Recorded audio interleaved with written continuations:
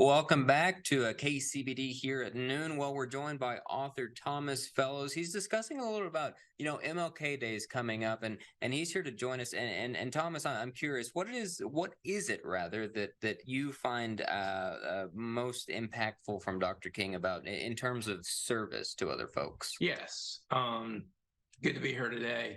I think there's a quote where he says, everybody can be great because anybody can serve. You don't have to have a college degree to serve. You don't have to make your subject and verb degree to serve. You don't have to know about Plato and Aristotle to serve. All you need is a heart full of grace and a soul generated by love.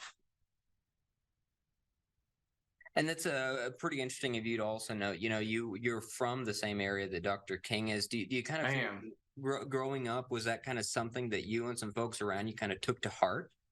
He was a huge deal in Atlanta, and I also went to college in Alabama and Birmingham, and I believe there's a museum there. And it's interesting because in The Road to Character by David Brooks, he talks about the difference between eulogy virtues and resume virtues. And resume virtues is like, what you do in the work world, your job, your money, your status, power. And then eulogy virtues is, how you really are as a person, your character. And, I've noticed in business that eulogy virtues can lead to resume virtues. And even when I was a young kid, I didn't understand this. I used to pick flowers from neighbors' yards and try to sell them back to neighbors. And I sold them back to the same neighbor, and they weren't too happy about that. But years later, I would sell bottled water at Chastain Park Amphitheater. And Atlanta is very hot in the summer. And so I can remember one time we ran out of ice, and I literally ran in my flip-flops to the golf course to get ice, to ice down the waters. And that's what you have to do. You have to serve the customer in the best way and be customer obsessed.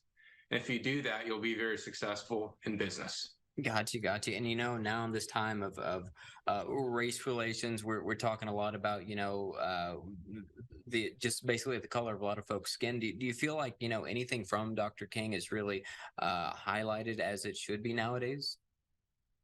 I would say overall his passion. He was entered Morehouse at age 15, so you have to be a pretty passionate and pretty smart person to do that. In my first book, Forget Self-Help, Reexamining the Golden Rule, I talk about how I believe that he is the most intelligent human being ever to live, even more than Einstein.